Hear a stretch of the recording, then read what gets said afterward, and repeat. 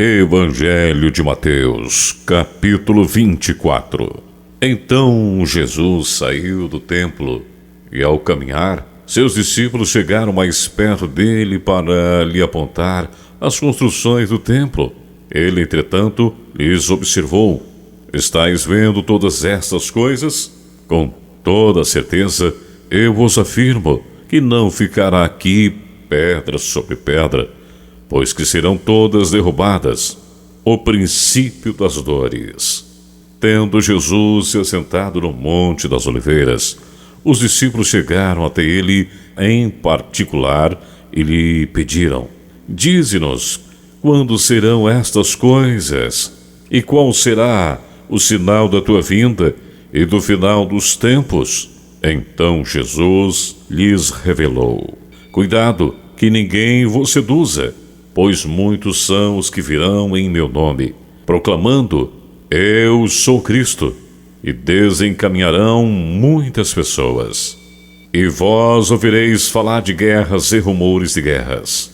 Todavia, não vos desespereis, porque é preciso que tais coisas ocorram, mas ainda não será o fim, porquanto nação se levantará contra nação. Porquanto nação se levantará contra nação, o reino contra reino. Haverá fomes e terremotos em vários lugares. Contudo, esses acontecimentos serão apenas como as primeiras dores de um parto. Então eles vos entregarão para serem afligidos e condenados à morte, e sereis odiados por todas as nações, por serem meus seguidores.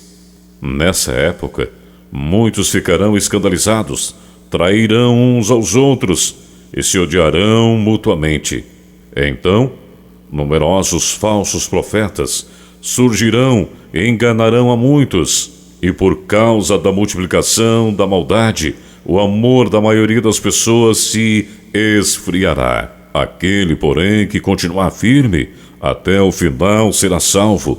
E este evangelho do reino será pregado em todo o mundo, habitado, como testemunho a todas as nações.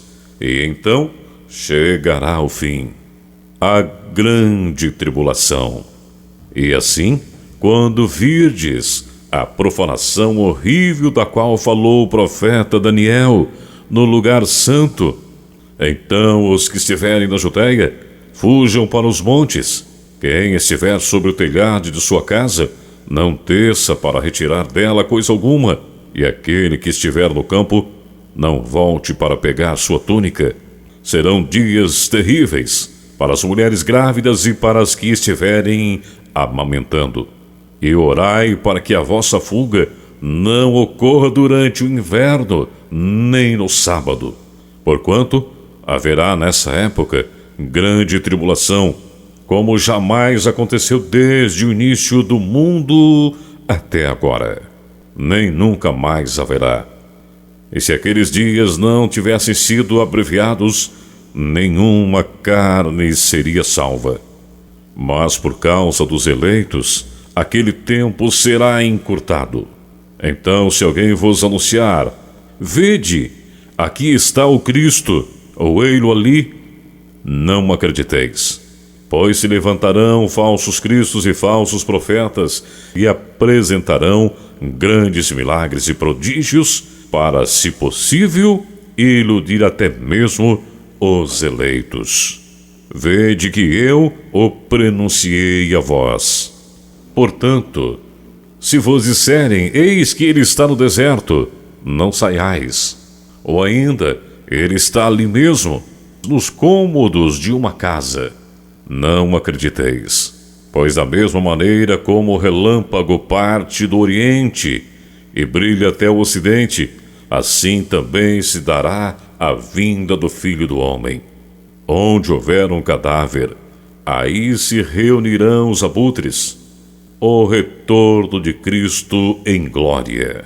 Imediatamente após o tormento daqueles dias, o sol escurecerá, e a lua não dará sua luz, e as estrelas cairão do céu, e os poderes celestes serão estremecidos.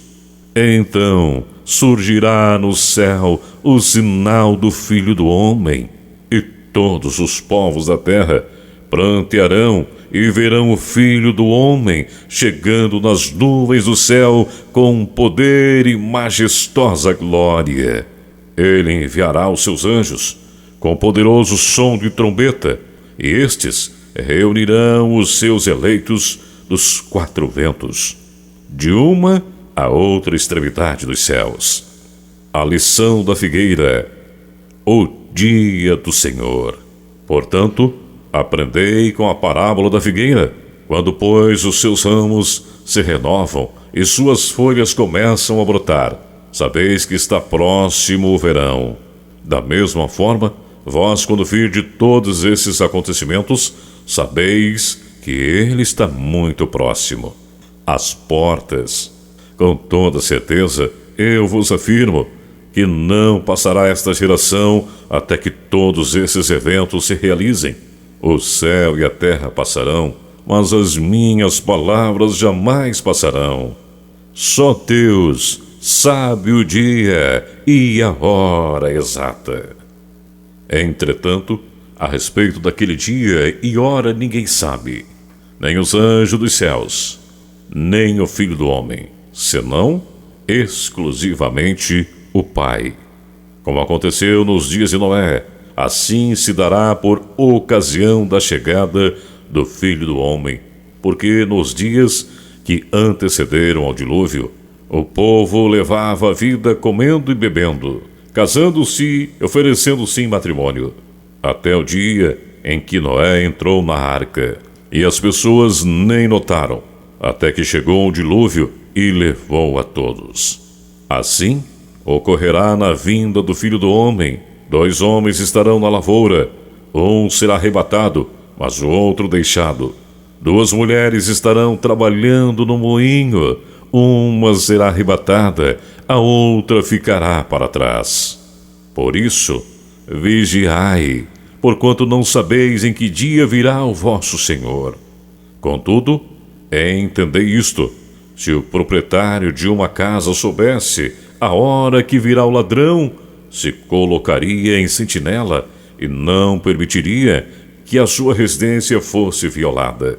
Portanto, ficai igualmente vós alertas, pois o Filho do Homem virá no momento em que menos esperais. O destino do bom e do mau servo.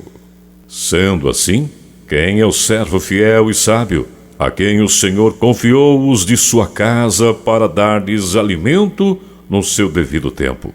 Feliz aquele servo a quem o Senhor, quando voltar, o encontrar agindo dessa maneira. Com certeza vos afirmo que o Senhor confiará a seu servo todos os seus bens.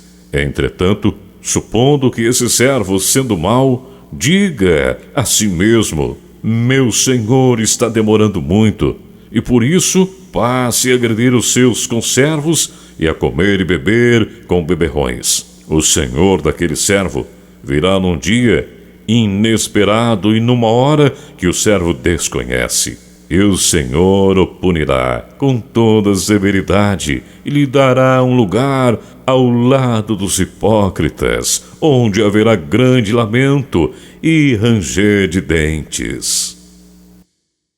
Igreja, ministério, aquele que vive, uma igreja no coração de Deus.